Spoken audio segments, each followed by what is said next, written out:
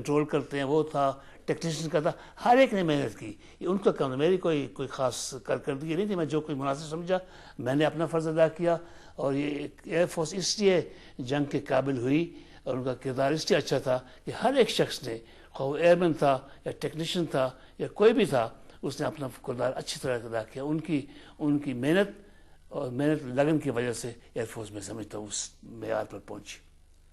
1965 کی جنگ سے قبل رن آف کچھ کے موقع آپ نے ایک بہت اہم انجام دیا تھا. وہ اس طرح سے تھا کہ جب دونوں فوجیں آپس میں نبرد آزما ہونے لگی تھی، آپ نے غالباً اپنے بھارتی counterpart air marshal Arjan Singh کو ٹیلی فون کر کے کہا تھا کہ فضائیہ کو دور رہنا چاہیے. وہ کیا واقعہ تھا؟ اس کے پر بہت کچھ لکھا گیا. جنرل موسیٰ بڑے ناراض ہوئے کہ آپ نے ہندوستانی کمانڈر سے بات کی ٹیلی فون پہ، یہ کر دیا وہ کر دیا. میں سمجھتا ہوں یہ بڑی اچھی بات میں نے کی تھی.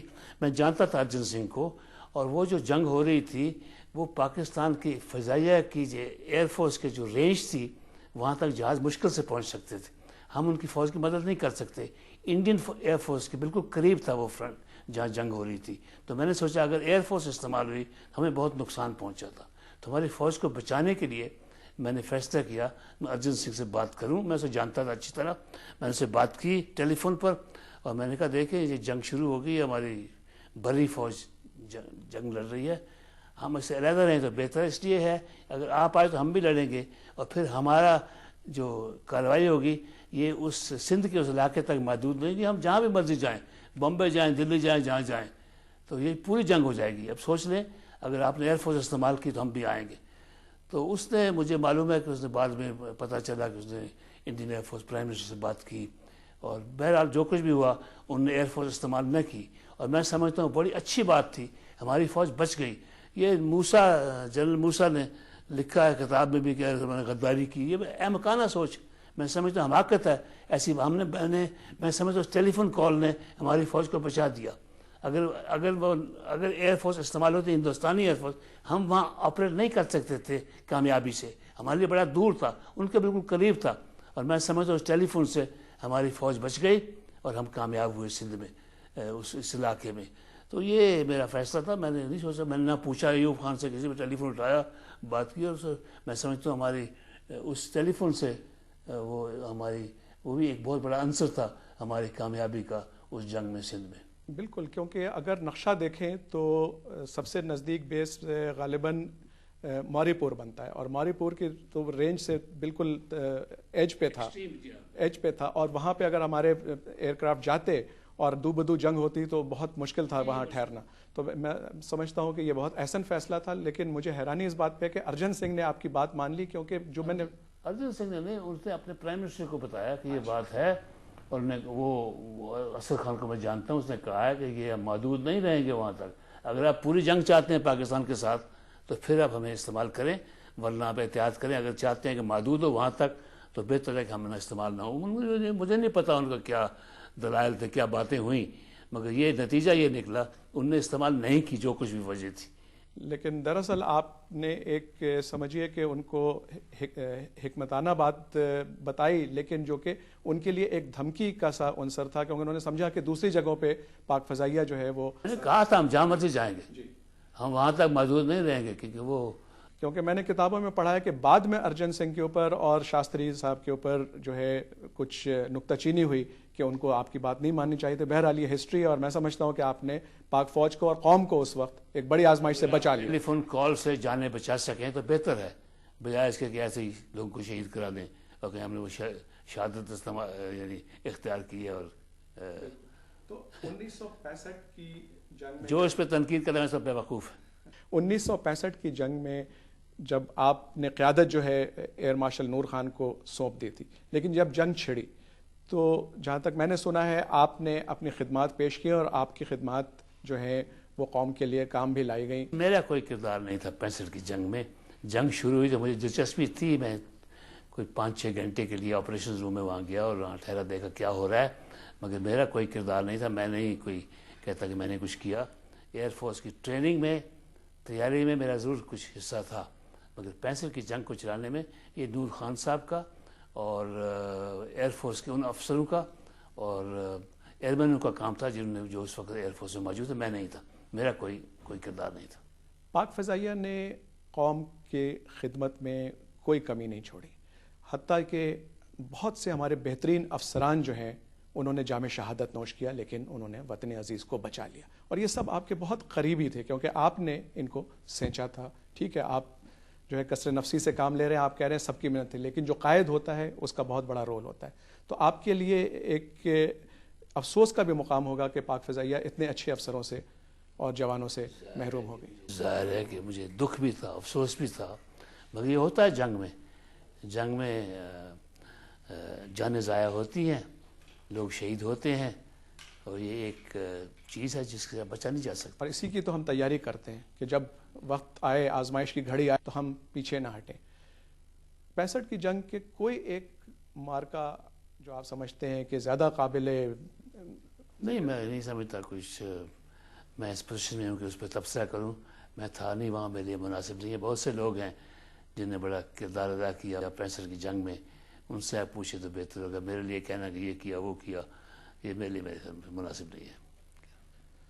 پاک فضائیہ آج جس نہج پہ کھڑی ہے، ظاہر ہے یہ اس وجہ سے ہے کہ اس کی داغ بیل آپ جیسے بانیوں نے بڑے مضبوط بنیادوں پہ کی۔ آپ کیا سمجھتے ہیں کہ آج جو پاک فضائیہ میں طیارے شامل ہیں، جو ٹریننگ کا عنصر ہے، اگر آپ نے تھوڑا بہت ایز اے لے مین، کیونکہ اب تو دور ہو گئے ہیں، آپ کیا سمجھتے ہیں؟ مجھے کوئی رابطہ نہیں، مجھے امید ہے اور مجھے یقین بھی ہے کہ اچھی ہے ایئر فورس، اچھی بنیاد اچھی تھی اور اچھے لوگ آئے ہیں میرے بعد بھی۔ میں کوئی خاص میرا کردار نہیں تھا، میں جتنا میں کر سکا میں نے کیا، اور بھی لوگ آئے ہیں، بہت سے لوگوں نے بڑا اچھا کام کیا ہے، اور مجھے یقین ہے کہ اب بھی ایئر فورس اچھی ہوگی، ویسے ہی ہوگی جیسے پہلے تھی۔ پاکستان ایئر فورس کے جو موجودہ سپوت ہیں اور قوم کے لیے آپ کا کوئی پیغام؟ میں کیا دوں قوم کو؟ ایئر فورس تو ٹھیک ہے، قوم اپنا خیال کرے، جو بیڑا غرق ہو رہا ہے قوم کا اس کا سوچیں، اس کا ایئر فورس سے کوئی تعلق نہیں۔ جو افراتفری ہو رہی ہے ملک میں، مار رہے ہیں ایک دوسرے کو، تباہ کر رہے ہیں، یہ تشویشناک بات ہے۔ ایئر فورس کے لیے بھی ان کو بھی دکھ ہوتا ہوگا، سب کو ہے۔ ایئر فورس ٹھیک ٹھاک ہے، ایئر فورس کا فکر نہ کرے قوم۔ ایئر فورس کی بنیادیں ٹھیک ہیں، اچھے لوگ آئے ہیں، اچھے لوگ ہیں، محنت کر رہے ہیں، مگر قوم اپنا خیال کرے، اور قوم کو ویسے اگر ایئر فورس مضبوط ہو، فوج مضبوط ہو، اور پاکستان کو بچانے کے لیے کی اہل ہو، اور خود پاکستان اپنے آپ کو تباہ کرے تو اس کا کیا فائدہ؟ تو موجودہ جو ایئر فورس کے پائلٹ، جو ایئر مین ہیں، ان کے لیے کوئی آپ کا پیغام سا؟ میرا پیغام یہی ہے کہ آپ کی بڑی اہم ذمہ داری ہے، آپ کو بہت بڑی ذمہ داری دی ہے پاکستان کی ایئر فورس۔ اگر پھر اس جنگ کبھی ہوئی، خدا کرے نہ ہو، تو اس کا پھر بہت اہم رول ہوگا۔ اپنے آپ کو تیار رکھیں، ہمیشہ یہ نہ سوچیں ہوگی یا نہیں ہوگی، یہ آپ کا کام نہیں ہے۔ آپ کو سوچنا چاہیے کہ جنگ کسی وقت بھی ہو سکتی ہے، اور اپنے آپ کو ہر وقت تیار رکھنا چاہیے، اور ہمیشہ جیسے پہلے آپ کے پیشروں نے کیا ہے، آپ بھی اسی طرح اپنے آپ کو تیار رکھیں، ٹریننگ کریں، اور پوری توجہ اپنے پروفیشن کی طرف دیں۔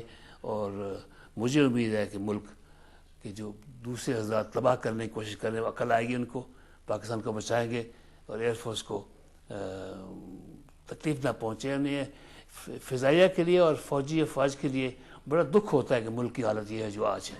یہ ملک اپنے آپ کو سنبھالے، افواج پاکستان کا فکر نہ کریں، وہ ٹھیک ٹھاک ہے، ان کی ٹریننگ ٹھیک ہے، بنیاد ٹھیک ہے، اور مجھے پورا یقین ہے کہ آئندہ ان کی اگر کبھی بھی ضرورت پڑی جنگ میں تو اپنا کردار صحیح طرح ادا کریں گے انشاءاللہ۔ تو ناظرین، آج ہم نے آپ کی ملاقات ایک بہت اہم شخصیت سے کرائی۔ علامہ اقبال کا شعر ہے کہ ہزاروں سال نرگس اپنی بے نوری پہ روتی ہے، بڑی مشکل سے ہوتا ہے چمن میں دیدہ ور پیدا۔ آج ہم نے ایک ایسے ہی دیدہ ور سے آپ کی ملاقات کرائی جنہوں نے اپنی گفتگو کے دوران تو بہت ہی کثر نفسی سے کام لیا، اور اپنے کارناموں کو جو ہے وہ دوسروں کے کندھے پہ ڈال دیا کہ یہ ایک ٹیم ایفرٹ تھی، ہر ایک اس میں شامل تھا۔ لیکن حقیقت یہ ہے کہ پاکستان فضائیہ کے پہلے پاکستانی، پہلے مسلمان سپہ سالار نے جو بھرپور کردار ادا کیا اپنی بے لوث قیادت اور اپنی بے لوث خدمت کا، اس کا ثمر آج ہم دیکھ رہے ہیں کہ پاک فضائیہ نے نہ صرف 1965 کی جنگ میں، جس کے یاد میں آج ہم یہ دن منا رہے ہیں، بلکہ آج بھی پاک فضائیہ ایک بہت ہی اہم نہج پہ کھڑی ہے، اور انشاءاللہ اس پوزیشن میں ہے کہ کوئی دشمن ہماری طرف میلی آنکھ اٹھا کر نہ دیکھ سکے۔ Air Marshal Asghar Khan, I salute you, sir. Thank you. And I would like to thank you. Thank you. بڑی مہربانی. ناظرین پروگرام کے اختتام پہ آتے ہیں اور ایئر مارشل اصغر خان کا شکریہ ادا کرتے ہوئے امید کرتے ہیں کہ جو انہوں نے کام کی باتیں بتائی ہیں ہم انشاءاللہ اپنی قوم کو مضبوط بنانے کے لیے محنت کریں گے، انتھک محنت کریں گے، کیونکہ آزادی بہت بڑی نعمت ہے اور یہ ان لوگوں سے پوچھنا چاہیے جنہوں نے جد و جہد کر کے ہمیں یہ آزادی دلائی اور ہمیں اس پوزیشن پہ لائے کہ ہم اپنی آزادی کا دفاع کر سکیں. اللہ حافظ.